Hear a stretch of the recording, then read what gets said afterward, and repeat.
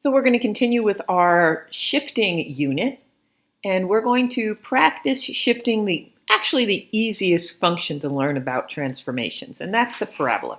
That's why we started off Unit 6, Lesson 1, recalling all our wonderful facts about a parabola. So here we have a parabola drawn to our right, and we have to remember, what is the equation of this parabola? Well, there are 3 different ways that you've been taught to write this. The first one is to use its roots.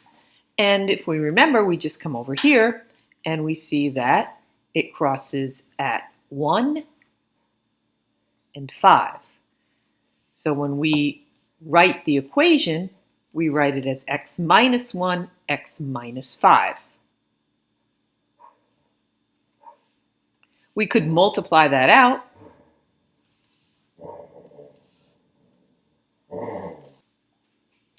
And the other way could be in vertex form, where we see that the vertex is at the point 1, 2, 3, 1, 2, 3, 4. The vertex is 3, negative 4. And we remember that with the x, we take the opposite, so it's x minus 3, and the y remains the same, the k value. So now if we're going to reflect that over the y-axis, so I'm going to come over here and I'm simply going to clean this up. Each one of these points is going to get reflected over the y-axis. So if this point is 1, 2, 3 away, this point is 3 away. Now I'm going to apply my stretch over 1, up 1, because my stretch is A, over 1, up 1, 2, 3. And I'm going to take the mirror image.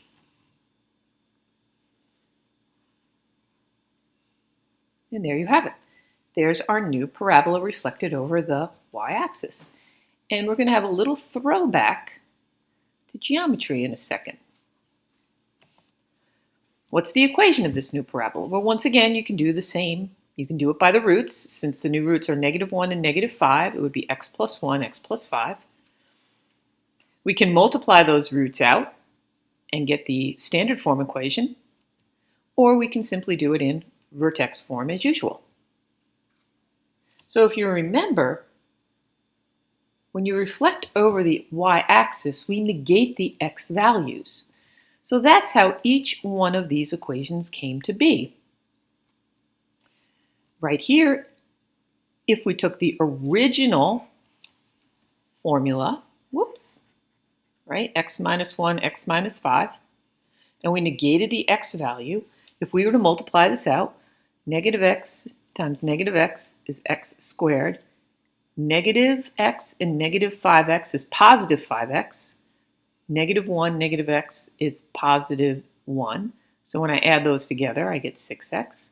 Negative 1 times negative 5 is positive 5. So we did indeed get the same formula by just negating the original formula. And you can see that that's the same if I were to multiply each one of these other ones out, where I went back to the original and I simply put in a negative x every time I saw an x. So that was something that you probably had in geometry.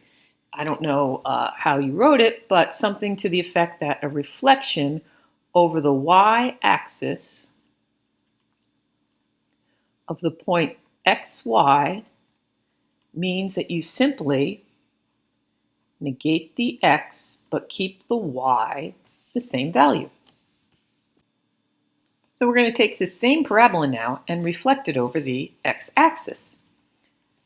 So that means the vertex, which is 1, 2, 3, 4 away from the x-axis, below will now be 1, 2, 3, 4 above.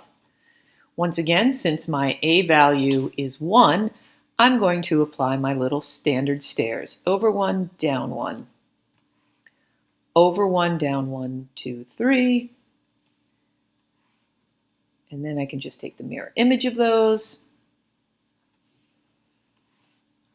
Over 1, 1, 2, 3, 4, 5. And then I can just take the mirror image and voila. There is my parabola reflected over the x-axis. Pretty easy.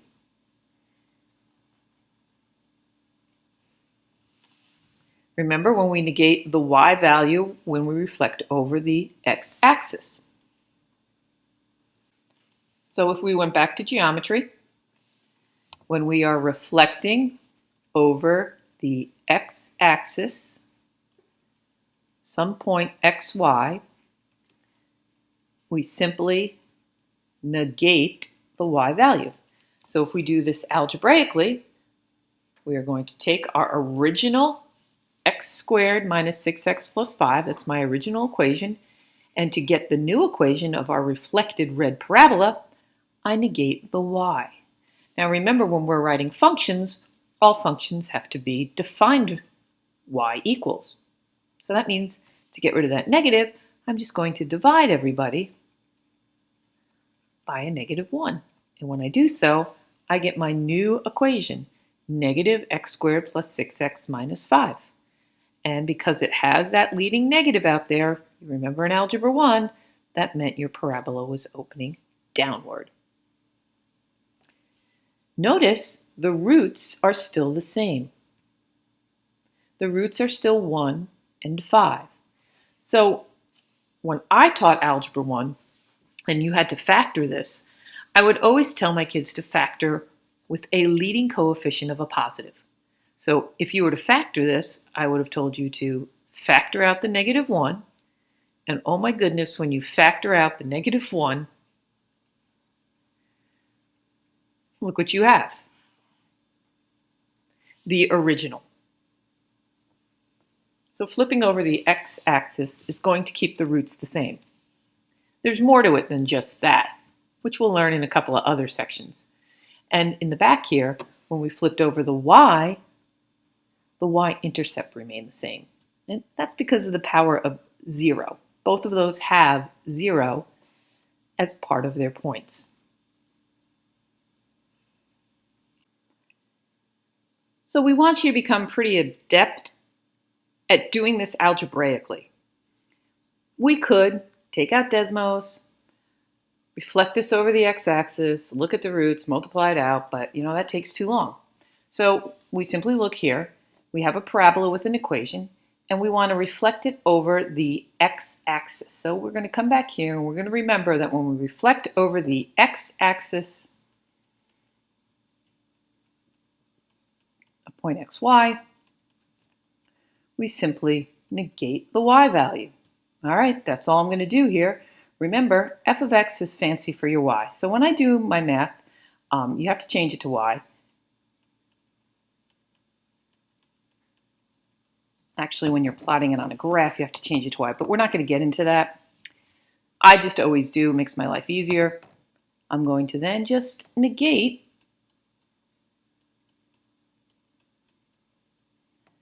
everything because I'm just going to multiply through by a -1 to cancel that out. Now, reflecting over the x-axis is really easy because really, did I have to do all this? No, I just showed you did it because it's the video. Hopefully, you get to the point where you're just like, oh, you want me to reflect that over the x-axis? That means I'm going to negate all my y values. Get it? These are your y values. And of course, our last example is going to be practice algebraically writing a new equation when reflected over the y-axis. Okay, so we've got this new equation, g of x, and I want to reflect it over the y-axis, so we negate the x values. Okay, so I want to take my g of x, and I want to negate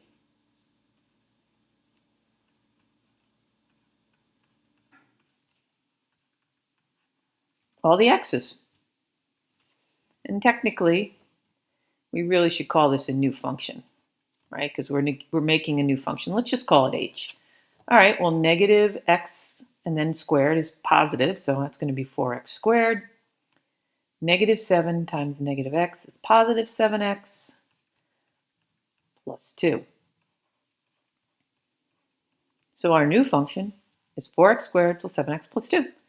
And when we take a quick look on Desmos, we can see that that is true. My original graph is here in black. My negated one, where I flipped over the y-axis, negate the x's, is in blue. And I can see that my y-intercept is still the same for both. When you flip over the y-axis, your y-intercept is going to stay the same, but your x values are going to negate. And I chose my roots, so you can see I have a root of 1.39, I have a negative 1.39 root. I have a root approximately, really is what I should be saying, of negative 0.36, and I have a positive root of 0.36. Child's play.